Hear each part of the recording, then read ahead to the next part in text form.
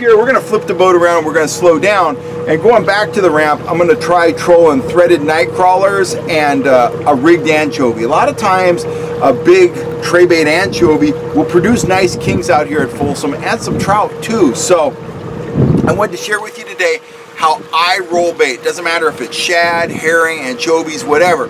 Now you can buy those bait heads and they're fine, they work, they're little plastic bait heads, but when I'm rolling bait, I'm going for stealth, and I don't want a big plastic head on my bait. I want my bait looking like minnow in distress, and I've never seen a minnow in distress with a big plastic helmet on. So here's how I tie these, but I'm going to warn you, if you're going to tie these for real, you want to do it at home, because they are hard to tie, and it takes some practice.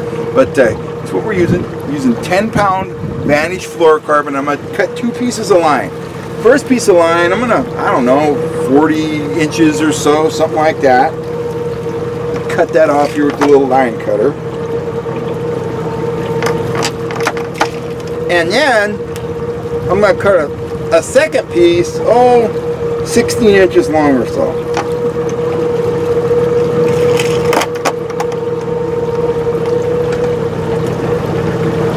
I put that second piece aside. Here's what we're going to actually rig the anchovy on. I have a number 4 red treble hook.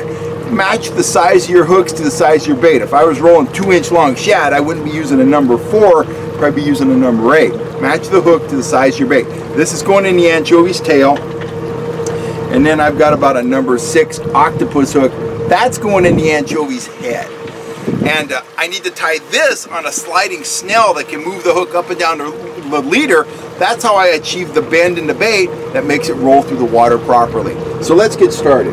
First knot, super simple stuff. Take your treble hook, just going to use a standard Palomar knot, put that through there, going to double it through. I just did a video on how to tie 3 different knots, and I'm going to use 2 of them in this leader.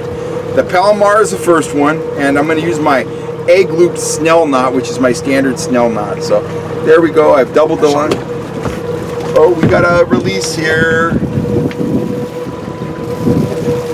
Fish? I don't think so, but we just got into them. Oh, we just got into some fish. That was just a random release. So anyway, I've got that through there. I'm going to tie a Palomar knot.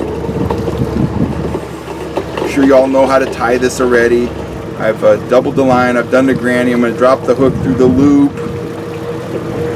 Draw everything down tight. Of course, when I get down to the nitty gritty here, I'm going to wet it.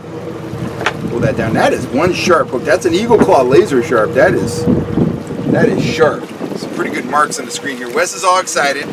Wes is running around the camera, and he's going to drop that back down. We don't know if it got hit or it popped off. Probably just popped off, but we'll see. So there we go. We've got the treble hook hooked on the leader with a Palomar knot. Now, first thing we need to do to get this octopus on the line, we're going to slip the leader through it, and we're going to go from the bend of the hook out through the eye, okay? Like that. So, let me show you here. I'm going to put that right through there. Oh, hey, I got it. Got it the first time. That's pretty good for an old blind guy. So I'm going to slide this down. So let me just show you how the configuration here. The hook points are facing the same way. Here's the treble, here's the octopus hook, and it's just threaded through the leader at this point. Now here's the hard part, and this is, I'm not going to sugarcoat this for you. This is a pain in the butt. We're going to snell that short piece of line right over the leader, right over the hook, and that's going to allow this hook to slide up and down the line. So here's our short section of leader material. You always want to use the same pound test as the main leader to do this knot. If you use a lighter section, which is tempting sometimes, it will cut the main leader, and that's no fun, because when you're rolling bait, you're fishing for big fish, and the last thing you want is the leader to cut in the middle of a fight. So we'll take this, we're going out through the eye. It really doesn't matter. We're going to pull most of that leader out through the eye. I'm going to leave about, a couple inches behind the hook, just so I can control it here with my fingers. So I've got both pieces of line going through the eye of the hook at this point, and I'm just going to start wrapping. I'm going to do, I don't know, several wraps, 5, 7, 8, whatever you think. So I'm going to do, there's 2, 3, 4, 5, 6, 7 wraps there. Now I got to go back through the eye and complete my wraps, and then you know, firm down the knot. So, and if you have any questions about tying this knot, look up the video. I just did it on the channel about a week ago. It's my 3 favorite fishing knots, and this egg loop Schnell is one of them. So it's just difficult now because I'm wrapping with that second piece of line, you know, but with this other leader here, I've got to thread the leader back out of it every wrap. It's no big deal.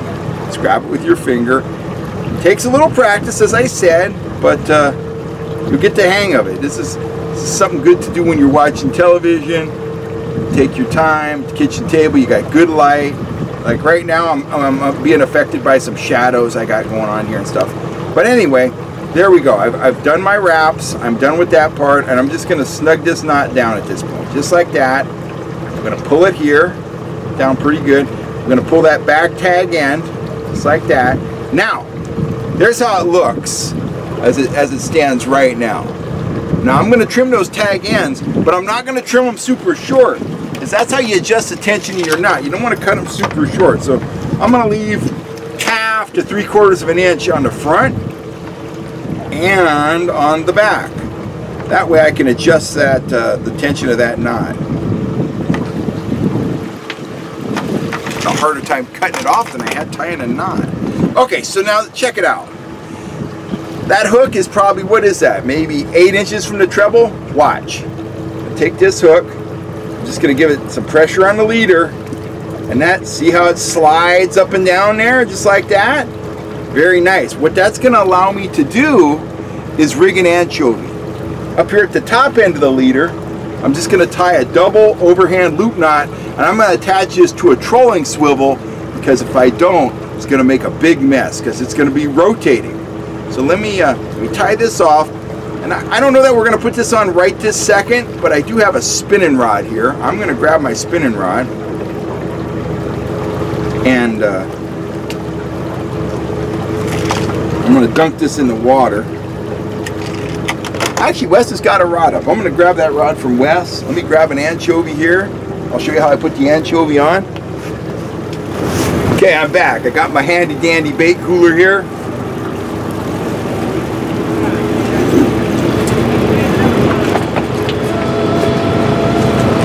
Here we go. I brought some tray bait anchovies. I got 3 anchovies in there. I've been keeping them on ice. They are thawed out.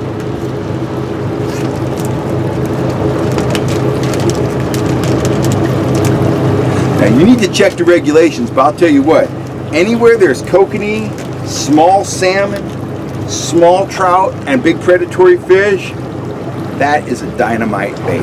Most people don't troll whole anchovies in lakes, but they absolutely work, and for big fish, they can be just deadly.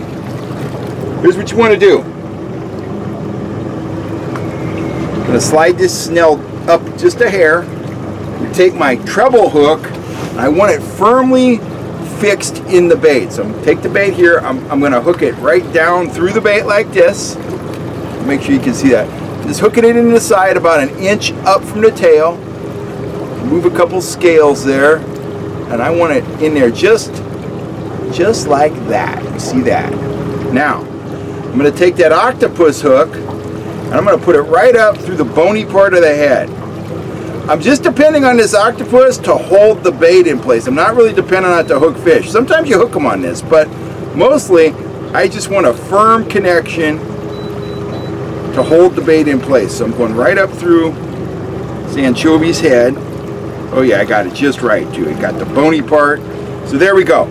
That's there. Now to make this anchovy roll, I'm going to adjust the tension between the 2 hooks.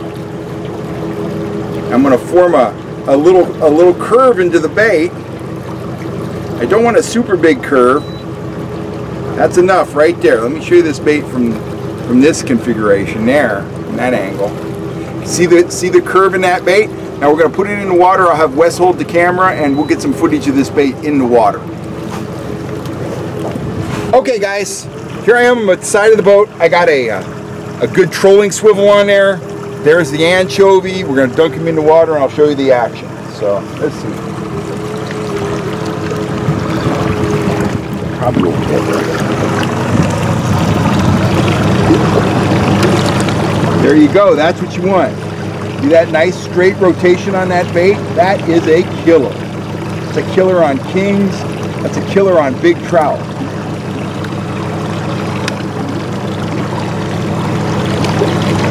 That's exactly what you want, man. A fish comes knocking on that, he's gonna pick up that red treble hook and it's gonna be game on. I don't troll it with blades, flashers, none of that. I want it completely natural, just like that.